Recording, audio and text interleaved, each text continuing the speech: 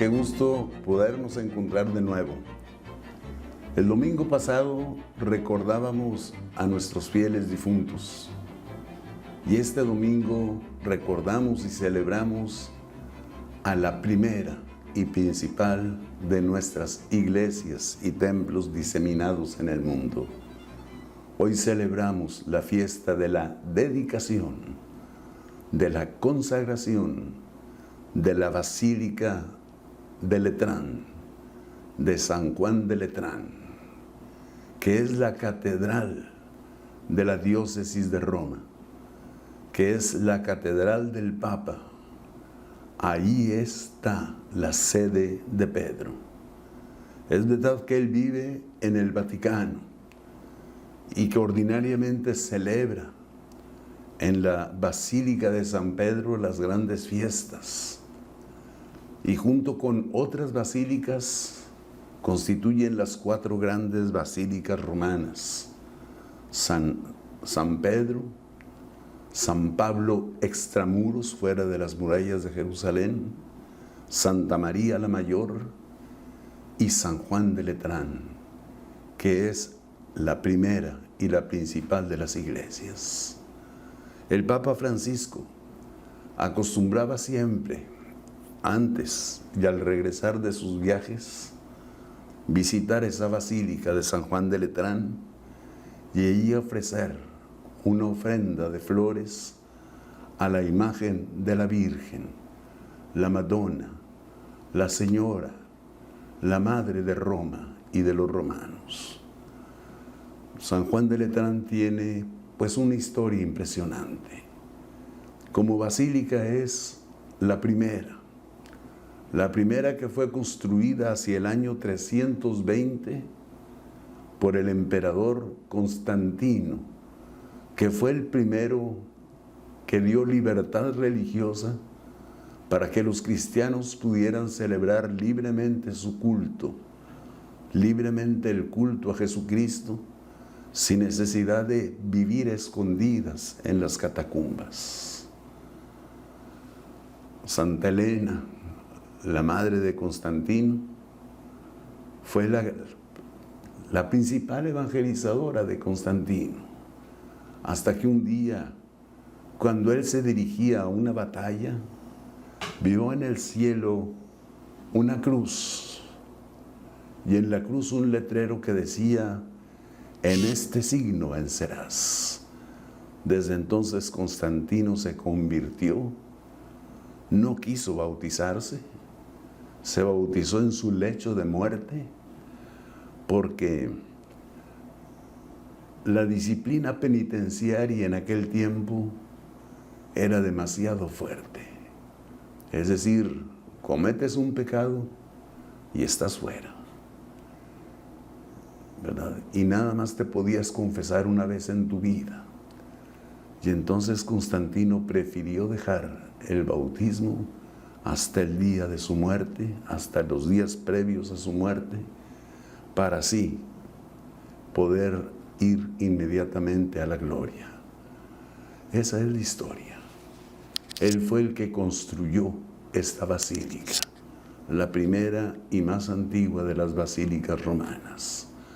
La palabra basílica tiene doble raíz: basileus, que significa rey, y oikia, que significa casa. Una basílica es la casa del rey, o si es mariana, es la casa de la reina. Eso es lo que significa la palabra basílica. Los romanos, después de que fue fundada la ciudad de las 7 colinas por Rómulo y Remo, durante una primera temporada tuvieron reyes que los gobernaran, pero reyes que se convirtieron en tiranos. Y esos reyes fueron finalmente destruidos y nació la república en lugar de la monarquía. La república en la que en lugar de un rey, ellos elegían cónsules por 2 años, que se turnaban el poder porque eran 2 cónsules, uno el primer año, otro el segundo año y venían nuevos cónsules y elecciones y elecciones y elecciones. Y el poder consular estaba limitado por un senado, por los hombres más grandes del pueblo, por los padres. La palabra senado viene de senes, anciano. Era el consejo de los ancianos. El senado era el verdadero gobernante que elegía libremente a los cónsules, pero que los cónsules tenían mucho poder, pero un poder limitado por cierto tiempo, más que en tiempos de guerra. Entonces sí, el Senado podía nombrar un dictador, que ese sí podía durar todo el tiempo que durara la guerra hasta que muriera. Uno de los grandes dictadores de aquel tiempo se llamó Mario. Pero pues bueno, fue una anécdota, porque Roma siguió siendo república y cuando Mario terminó la guerra, volvió a la vida civil como un ciudadano más, ¿verdad? Ni siquiera como un integrante del Senado. Volvió simplemente a esa época. Esa era pues la costumbre romana, no había reyes. Es más, cuando Augusto llegó al poder, muchos quisieran o hubieran querido que se constituyera rey, pero él, consciente de que el pueblo romano tenía un mal recuerdo de los reyes, no quiso tomar el título de rey ni tener una corona de rey, sino que simplemente se llamó a sí mismo el emperador, el que gobierna, el que impera, pero no el rey. Y así a Julio César le sustituyó César Augusto, a César Augusto le sustituyó Tiberio César, Tiberio fue sucedido por Calígula, Calígula por Claudio, y así a lo largo de los años y de los siglos, hasta llegar al último de los Césares, Rómulo Augustulo, ¿verdad? Que es el que cierra todo ese ciclo imperial y Roma cae definitivamente en manos de los bárbaros. Bueno, pues de entonces ellos tenían miedo al título de rey. Por eso cuando el emperador Constantino construyó esa basílica, pues Roma, el pueblo romano volvió a tener un rey.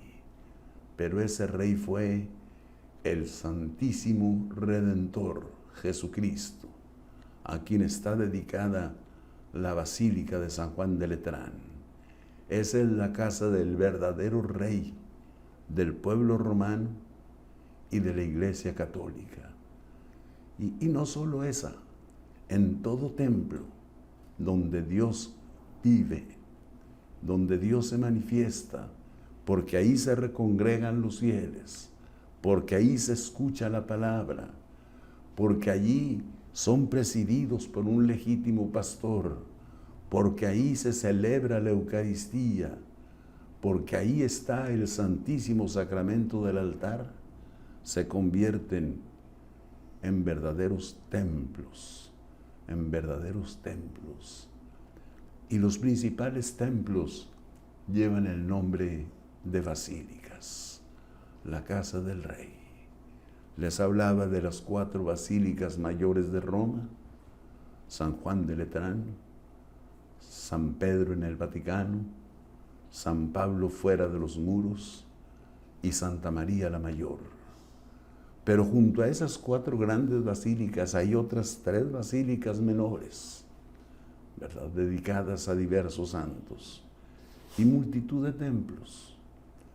Y desde entonces también en muchas diócesis se pide el privilegio de constituir una basílica menor a semejanza de las basílicas menores de Roma. En mi arquidiócesis original, en Monterrey, hay 3 basílicas menores. La Basílica de la Purísima, que es la más antigua de las basílicas, construida por el arzobispo Trisler y Córdoba. La Basílica de Guadalupe, que también es de las grandes basílicas, y la Basílica de Nuestra Señora del Roble, la patrona de Monterrey, donde un servidor, el 31 de mayo de 1975, junto con otros 12 compañeros, fuimos ordenados sacerdotes por el ministerio de Monseñor Alfonso Espino y Silva, a quien Dios tenga ya en su reino. Esas son las basílicas de Monterrey. En Roma están aquellas grandes basílicas de las que les hablé, y hoy celebramos esa basílica. Pero es importante que más que recordar la historia, recordemos el verdadero significado del templo. El Evangelio de hoy nos habla de Jesús, que fue al templo de Jerusalén, el centro alrededor del cual giraba toda la vida religiosa de Israel y al cual tenían obligación de peregrinar, por muy lejos que estuvieran, una vez al año por lo menos. Jesús iba al templo a celebrar las grandes fiestas, la Pascua, Pentecostés, la fiesta de los tabernáculos y la fiesta también de las primicias. Esas eran las grandes fiestas que ellos celebraban. Jesús acostumbraba a ir al templo y lo acostumbraron desde chiquito, desde que era pequeño. José y María peregrinaban año tras año de Nazaret a Jerusalén para ir a adorar a Dios en su templo santo. Y Jesús se prendó desde su niñez de tal manera del templo que en una de esas ocasiones, mientras sus padres volvían a su tierra, a Nazaret, los hombres en una caravana y las mujeres en otra caravana distinta, y los niños menores acompañando a cualquiera de los dos, al padre o a la madre, también iban en esa procesión. José confiaba en que Jesús iba con María, y María confiaba en que Jesús iba con José. Pero en un encuentro que tuvieron, se preguntaron el uno al otro por Jesús, y así al tercer día descubrieron que Jesús se había perdido, y reandaron el camino de nuevo a Jerusalén buscando al niño. No lo encontraron en una plaza, no lo encontraron en un lugar de juego o de diversión, lo encontraron en el templo, platicando con los maestros de la ley acerca de la ley de Moisés, acerca del Antiguo Testamento. El Nuevo todavía no estaba escrito. Los doctores estaban admirados de ese niño, admirados por las preguntas que hacía y admirados también por las respuestas que él daba a sus preguntas. Jesús en medio de los doctores, ¿verdad? Cuando José y María lo encontraron, le reclaman: ¿por qué nos haces esto? ¿No te has dado cuenta que tu padre y yo te andábamos angustiadamente buscando? Jesús les contestó con una frase que puede parecernos grosera, sobre todo en un niño pequeño, pero que es cierta. ¿Y por qué me buscaban? ¿No sabían que yo debo estar en las cosas de mi Padre? Y con esa respuesta, José y María callaron y guardaron las palabras en su corazón. Jesús había descubierto el verdadero misterio de la vida. Nuestro Padre es Dios.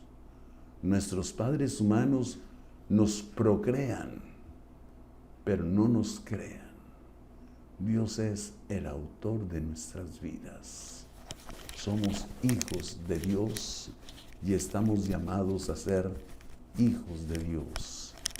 Y esa filiación divina, esa relación paterno-filial, se recompone el día en que fuimos bautizados. En ese día escuchamos, como Jesús escuchó en el Jordán, mientras se bautizaba, la palabra de Dios que nos dice: tú eres mi Hijo amado, en ti tengo todas mis complacencias. Y experimentamos que el Espíritu Santo de Dios desciende sobre nosotros para habitar en nosotros. Desde entonces, por la presencia del Espíritu Santo en nuestra persona, en nuestro corazón, en nuestro cuerpo y en nuestra alma, nos convertimos en templos vivos donde verdaderamente habita la divinidad. Jesús era consciente de este misterio. Por eso Jesús da la respuesta que da cuando les dice a los judíos: destruyan este templo y yo lo reconstruiré en 3 días. Y ellos se ríen y se burlan de él. 47 años se llevó la construcción de este templo y tú dices que lo reconstruirás en 3 días, porque no comprendieron que se refería al templo de su cuerpo, que Él era el verdadero templo en el que habitaba la plenitud de la divinidad. Jesucristo, verdadero Dios hecho hombre, verdadero hombre en el que habita la plenitud de la divinidad. No 2 seres distintos, sino un solo ser, unidos en la persona única de Jesucristo. Misterio que los antiguos llamaron la unión hipostática del Verbo a la persona de Jesús. Un solo Señor Jesucristo, no 2, sino uno solo. Y María, que dio a luz a ese niño, recibió el título de Theotokos, es la Madre de Dios. O como se presenta la Virgen de Guadalupe ante Juan Diego: yo soy la muy verdadera Madre de Dios por quien se vive, del Creador de todas las cosas, del Creador de las personas, del que se sostiene a sí mismo en la existencia. Él es nuestro Dios. Pues hermanos, hoy pensamos en nosotros también como templos. Hemos escuchado en la segunda lectura a San Pablo decirnos ese gran misterio. ¿Acaso no se han dado cuenta? Ustedes son el templo en el que Dios habita. Ustedes son el templo.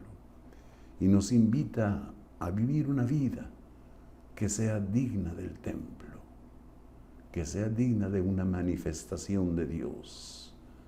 La primera lectura nos indica el modo como podemos nosotros significar esa presencia y esa inhabitación del Espíritu Santo de Dios en nuestros corazones. Y el signo son nuestras buenas obras.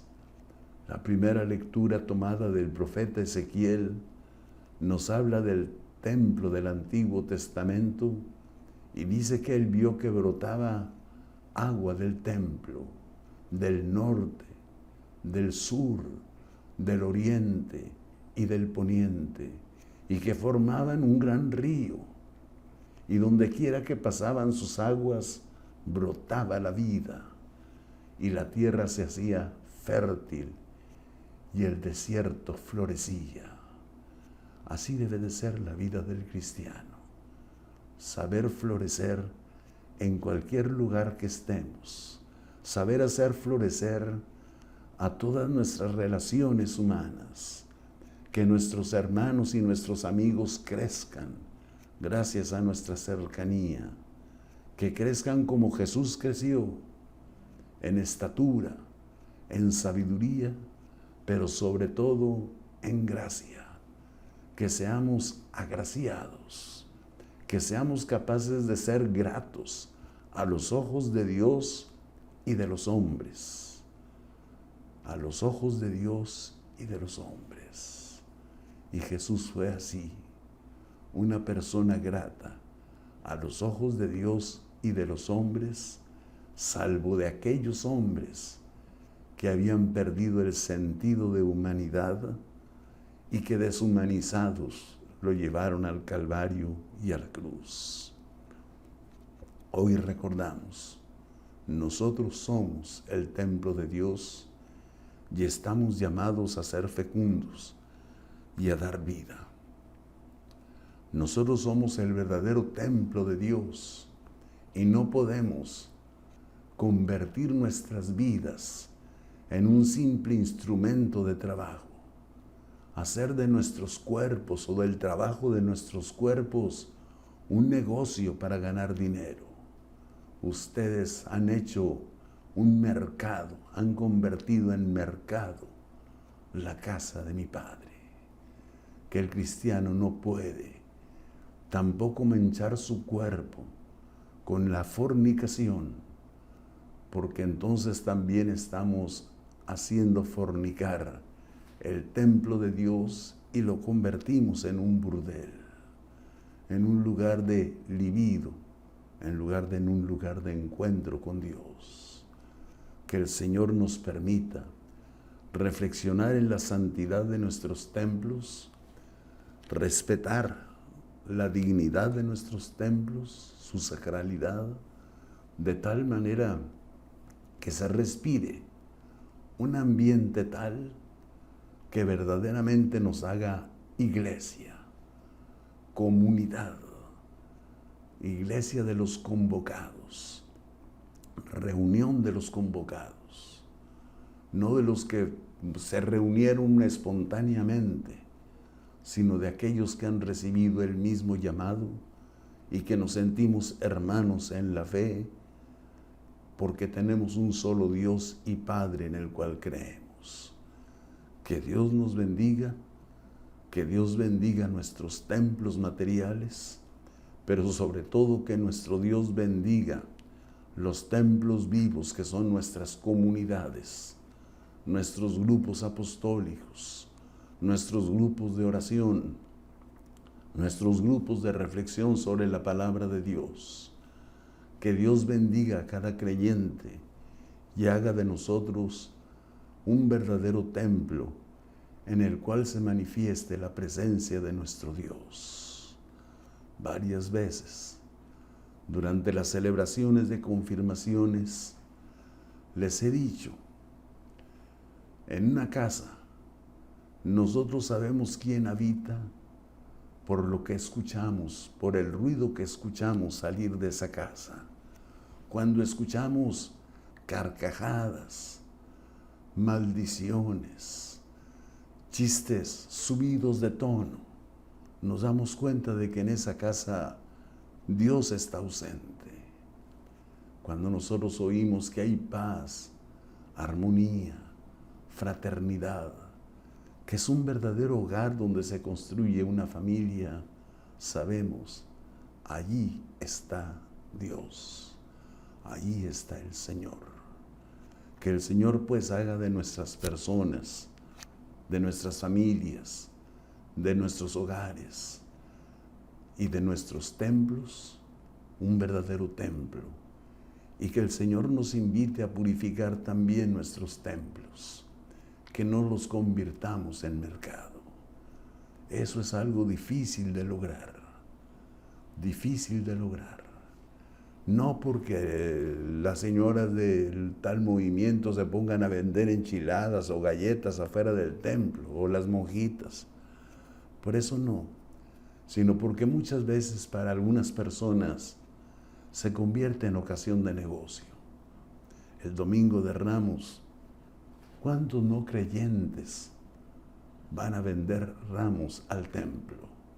No porque crean, sino porque lo ven como un negocio fácil y que si están bien adornados y bien presentados, ganarán más dinero.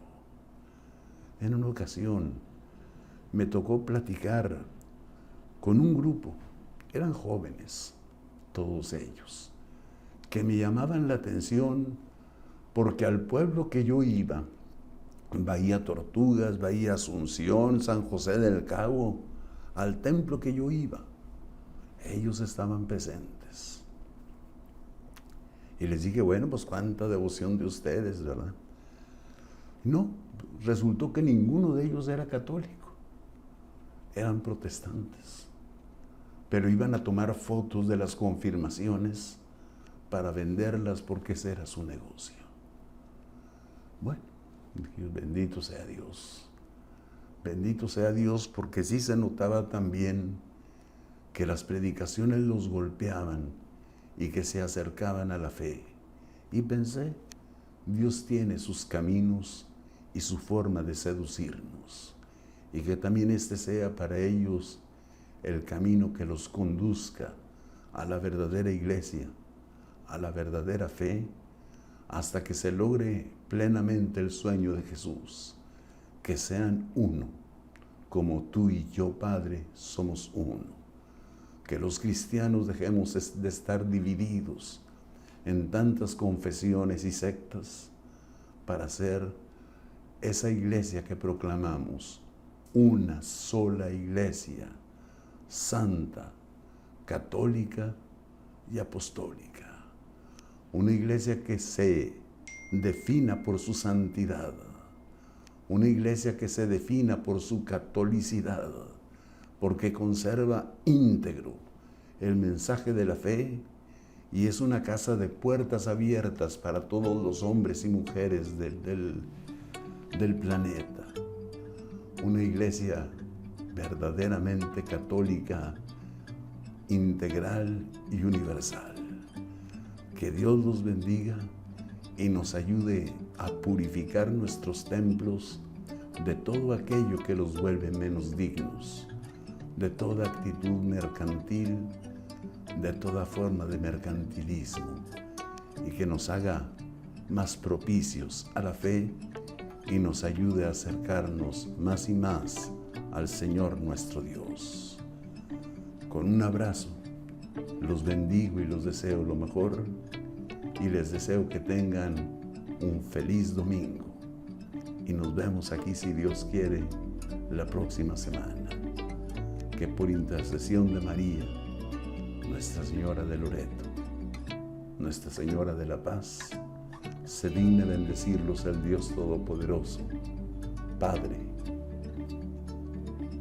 Hijo y Espíritu Santo. Un abrazo, hermanos. Dios los bendiga. Gracias.